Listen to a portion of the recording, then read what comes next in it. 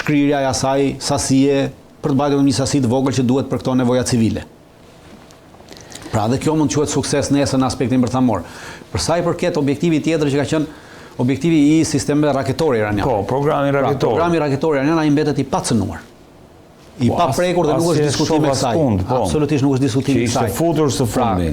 Po, nuk është diskutim fare, nuk diskutohet hiç kjo. Për sa i përket objektivit tjetër që rrëzimit qeverisë të Iranit kjo. As kjo është e padiskutueshme, biles në pika të cilat janë bërë jo publike, sepse kanë gjë, dyja palët nuk e kanë bërë publike marrëveshjen zyrtare. Pra ajo çfarë është zyrtare, nuk ka publike, ka vetëm si ta themi, thashë theme just të konfirmuara. Just të konfirmuara, po nuk është, pra nuk mund merret, dhe po të shohësh ato pikat që kanë nxjerr televizioni iranian, pra është një agjenci iraniane Mehr News, ajo Mehr News është gjys shtetërore, gjys private atje dhe kanë nxjerr një 14 pika, sipas atyre pikave po të shohësh 3 pikat kryesore të saj. Është interesant, po edhe pikat e tjera, pra pothuajse 5 deri 6 pika nga këto 14 pika janë pothuajse të njëjta me marrëveshjen e vitit 1981. Në vitin 1981, Irani ka bërë pothuajse të njëjtën marrëveshje me Shtetet Bashkuara të Amerikës për t'i dhënë fund krizës pengjeve në atë kohë. Dhe ajo quhet akordet e Algjerit. Quhet akordet e Algjerit sepse në atë kohë ndërmjetësi midis Iranit dhe Shtetit Bashkuar bëri Algjeria. E qartë. Dhe u quajtën akordet e Algjerit për arsye se marrëveshja u firmos në shtëpinë e ambasadorit amerikan në Algjeri. Dhe quhen akordet e Algjerit. Edhe në ato akordet e Algjerit, pika e parë saj thoshte që Shtetet Bashkuara të Amerikës marrin përsipër, pra angazhohen të mos bëjnë ndërhyrje në punët e brendshme të Iranit. Këtë radhë është pika numër 2. Kjo. Edhe atëherë angazhoheshin që Shtetet Bashkuara, ajo ishte me 5 pika, kjo është me 14 thonë këta. Pika e dytë asaj ishte që Shtetet Bashkuara të Amerikës angazhohen të heqin bllokadën që kanë vënë ndaj Iranit, se ishte edhe atëherë ishte një bllokadë detare ndaj Iranit. Dhe hoqën. Tashmë kjo është pika 3. Kështu që po thua është po, edhe atëherë angazhoheshin Shtetet Bashkuara të Amerikës, u angazhuan, ishte pika e 3 ishte heqja e sanksioneve ndaj Iranit. Ndërsa në këtë marrëveshjen e tanishme është pika numër 6 e kësaj. Por ama, pavarësisht këtij angazhimi, këto janë pika të nxjerra nga kjo marrëveshje e 81-shit. Por edhe atëherë marrëveshja u nështrua, po Amerika nuk zbatoi asnjë nga këto pika. Pavarësisht se tha nuk ndryrim të punë të Iranit, menjëherë pas nënshkrimit menjëherë filloi të ndryrim punë të Iranit. Pra, sanksione nuk i hoqi as i ditë, pra vazhduan sanksione 47 vjet. Vetëm bllokadën detare hoqi. Edhe tashmë, bllokada detare është pavarësisht është pjesë e kësaj pike, bllokada detare është hequr përpara se të nënshkruhet kjo marrëveshje, sepse e hoqi në mënyrë unilaterale presidenti Trump. Bllokadën. Pra, edhe atëherë bllokada hoq. Ndërsa pikat e tjera nuk morën parasysh. Prandaj unë them që edhe kjo, të gjitha palët janë të vetëdijshme që asnjë nga pikat nuk do të merret parasysh. Asnjë nga këto pika të rëndësishme do të merret parasysh. Thjesht janë të vetëdijshme, po kërkojnë të japin kohë secila vetvetes për një përplasje të ardhshme. Pra kjo është. Ajo çfarë ka një ndryshim të madh, tashmë është që deri më sot Irani nuk e kontrollonte ngushticën e Hormuzit. Në aspektin që ta kontrollosh do të thotë që ti të marrësh përfitime prej saj. Ndërsa sot, me kanë kësaj marrëveshje, Irani kontrollon ngushticën e Hormuzit. Si e kontrollon? Sepse një nga pikat e marrëveshjes është që kalimet në ngushticën e Hormuzit do të bëhen në akord me Iranin dhe Omanin sipas një marrëveshje midis tyre dy vendeve. Dhe ato e kanë përcaktuar që çdo vend që kalon, çdo anije që kalon do të paguajë një taks kalimi e njëjtë mbi bazën e asaj që paguan çdo lloj anije që kalon në ngushticën e Bosforit. Aktualisht çdo anije që kalon ngushticën e Bosforit paguan taks Turqisë. Biles Turqia deklaroi para 4 ditësh deklarat zyrtare qeverisë turke që nga një korriku i këtij viti taksa e kalimit në ngushticën e Bosforit do të rritet. Pra u rrit taksa dhe ajo taksë është për çështje ambientaliste.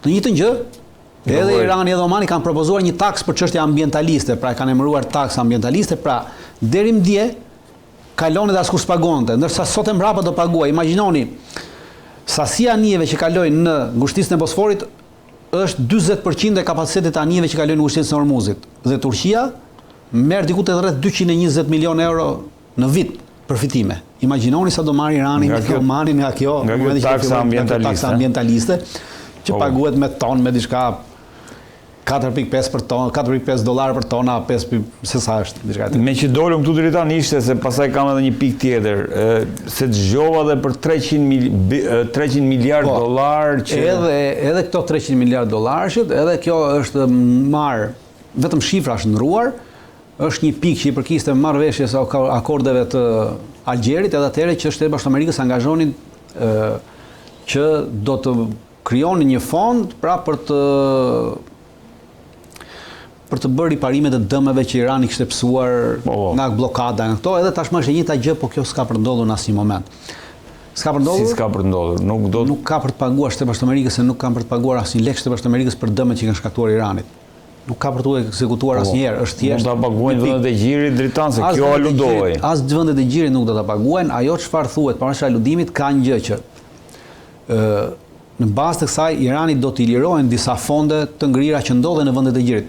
Ka fonde të ngrira që ndodhen në Oman, ka fonde të ngrira që ndodhen në Katar, ka fonde të ngrira që ndodhen në Emiratet e Bashkuara, në bankat e këtyre vendeve. Dhe aktualisht Irani ka pasur bisedime të veçanta me gjitha këto vende, nga data 9 qershor deri me datën 10 qershor, gjatë kohës që Irani sulmoi bazat ushtarake amerikane në Kuvajt, në Jordani, në Arabinë Saudite, pra bazat ushtarake ajrore, të cilat e detyruan në Amerikën që të hynte në ta pranonte përfundimisht marrëveshje për arsye se i dëmtoi të gjitha kapacitetet ushtarake të mundshme që mund t'i përdorte për të sulmuar Iranin, pra në Jordani dëmtoi diku të rreth 12-15 avion F-35 të dëmtuar, në Arabinë Saudite dëmtoi avionet Poseidon që janë avionet e zbulimit strategjik që duhet të dëmtoi, në Kuvajt dëmtoi sërish bazën e ushtaraku ajrore ku ishin të stacionuar F-16-at, F-15-at, edhe atje dëmtoi një sasi avionësh, plus kanë bombarduar në Kuvajt edhe një port civil në të cilin amerikanët kishin sjellë aty anije zbarkimi, trupash që të zbarkonin diku, edhe ato i ka dëmtuar totalisht, duke dëmtuar edhe portin edhe anijet. Pra dhe për këtë arsye ishte një detyrim i tillë që spati me asete, pra asetet ushtarake amerikane të grumbulluara, nuk është se i azgjësoj gjitha asetet, por nga 100% të aseteve, amerikanët ju mbeten diku të rreth 80-70% të aseteve, dhe me 80-70% të aseteve ti nuk mund, pra nuk realizon operacionin e plot. Për këtë arsye ka ndodhur kjo.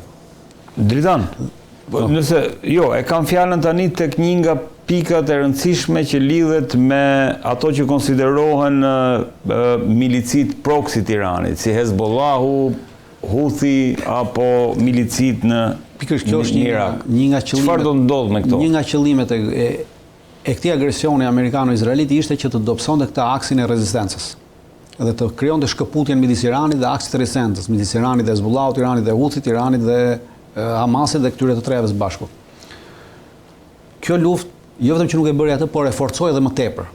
Dhe ajo çfarë është pika kryesore e këtij memorandumi, e cila është edhe pika 1. Pika 1, ajo është pika dhe gjitha pikat e tjera janë pika të parealizueshme dhe askush nuk do t'i realizojë ato. Pika 1 është pika kryesore e cila e mban këtë memorandum dhe këtë luftë nëse do të përshkallëzohet apo jo. Është ndalimi i të gjithë veprimtarisë luftarake në të gjithë aksin e rezistencës, pra në Liban dhe në Gaza, dhe tërheqjen e forcave izraelite nga Libani. Kjo është pika kryesore dhe pika 1. Dhe vetëm kjo është pika cilën në rast se thyet, atëherë do të shkojmë sërish në një luftë shumë shpejt.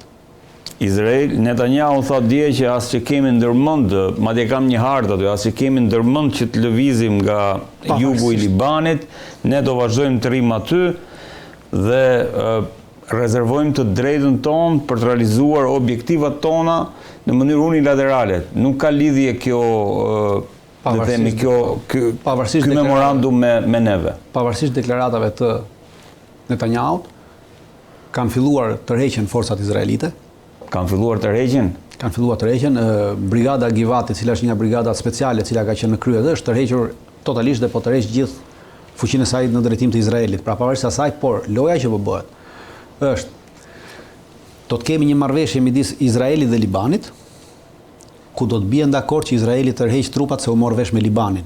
Pra jo për shkak të saj. Pra për këtë arsye ka bërë këtë, pra do luhet kjo loja diplomatike. Ja, këtu jemi. Do luhet kjo loja diplomatike për të justifikuar, sepse tashmë u mbyll edhe faktori Siri. Pra Siria deklaroi që neve nuk hym. Nuk do hyjnë, ai skenari që diskutuan më herët. Po, e deklaruan publikisht. Nuk do të luftojnë Hezbollahun në Liban. Nuk do të hym në lojën e zionistëve për të sulmuar Libanin. Pra e përcaktuan qartësisht dhe ja bëm me dije thanë, pra deklarata zyrtarisht ja bëm me dije Shtetet Bashkuara të Amerikës që nuk hym në këtë lojë. E qartë. Dhe ajo mbyll. Në moment që ata syn, Izraeli nuk ka kapacitete të bëjë luftë me Hezbollahun. Dhe në rast se do të vazhdojë, atëherë do të jetë një shkatërim total i ushtrisë izraelite. Për këtë arsye ata do të rriqen, por nuk do të rriqen për shkak se kërkon Irani. Pra, nuk Irani është kërkesa kryesore. Dhe duan të rriqen që mos t'i mbetet Irani dhe u tërhoqem neve nga Afrika e Iranit, por do të bëjnë një marrëveshje me Libanin dhe do të thonë që u morën vesh me Libanin dhe u tërhoqem se ne bëm një marrëveshje me fqinjin ton, pra jo për shkak të Iranit. Për këtë arsye janë edhe këto deklarata, por tërheqja ka filluar. Tërheqja ka filluar. Kthimi i njerëzve në shtëpiat e tyre kanë filluar, pra ka pasur. I pash sa video që. Pikërisht. Normalisht që ka pasur disa përplasje ushtarake në terren të vogla midis Hezbollahut dhe forcave izraelite, sepse këto ndodhin një pra forcat izraelite që tentojnë të hyjnë nëpër territore ata i kanë goditur, pra ka ndodhur kjo goditje të vogla brenda ka pasur. Do të ketë të tilla goditje. Pra nuk është deri në momentin nuk e ndryshojnë thelbin. Por që nga ky moment Izraeli nuk do të shihni më goditje me aviacion masive nga ana e Izraelit siç ka pasur gjatë kohë. Nuk do ketë më? Nga e premtja që do të firmoset kjo marrëveshje, pavarësisht se elektronikisht kjo marrëveshje është firmosur. Elektronikisht. Në mënyrë elektronike. Po, në mënyrë elektronike. Si firmosen dokumentet. Po, por tashmë duan ta firmosin edhe sepse i duhet normalisht për çështje politike Trumpit edhe një firmosje në tavolinë deklarative, po, dhe do ta bëjnë këtë në Gjenevë. Deri të premten Izraeli mund të bëjë goditje në jug të Libanit, pra, sepse nuk është firmosur akoma marrëveshja. Në Beirut është mbyllur e punë nuk bën më. Dhe mbas të premtes nuk do të shihni më asnjë goditje me aviacion, kurse luftimet të brendshme, të vogla, për ditë ka për të pasur, ashtu siç ka edhe në Gaza. Për shembull, edhe në Gaza ka pasur luftime dhe para 3 ditësh 20 ushtarë izraelit u vran nga Hamasi në Gaza, në një shkëmbim zjarri dhe në një kurth që kishte ngritur Hamasi. Po kjo nuk ka të bëjë po thua me thelbin e saj. Për këtë po them, pra, këto tilla gjëra ka për të pasur. Dritan, ushtria izraelite do të vazhdojë të qëndrojë në zonat e sigurisë në Liban. Këtë e thot Israel Katsi, ministri i mbrojtjes. Po, do të kemi një parasysh që apo jemi tek nivel deklaratash, jemi tek niveli deklaratave dhe nuk e përcakton ministri i mbrojtjes se rrin apo nuk rrin. Atyre janë këto janë deklarata politike sepse siç thash, në tetor të vitit, në tetor të këtij viti Izraeli është në zgjedhje. Pra aktualisht pothuajse kanë hyrë në fushat zgjedhjesh. Okay. Dhe do vazhdojnë të mbajnë këto deklarata deri në momentin që do nënshkruajnë këto marrëveshje që thonë u tërhoqen për shkak se morën vesh me bëm një marrëveshje me Libanin për herë të parë, një marrëveshje sepse Libani ka një kushtetutë që nuk e njeh Izraelin dhe po duan të gjejnë një mundësi se si të bëjnë, pra mund të bëjnë edhe të dyja një memorandum mirëkuptimi. Këta do vështirësitë e arritjes së diçka që të justifikojnë nga ana diplomatike sepse njerëz nuk ja lejojnë kushtetuta që të ulet në tavolinë me Izraelin. Fare, pra, kushtetuta libaneze, në kushtetutën libaneze është përcaktuar në kushtetutë që nuk e njeh Izraelin. Që kanë kushtetutë ata. Okej. Kurse Irani për shembull nuk e kanë kushtetutë këta. Kurse Libani kanë kushtetutë. E qartë.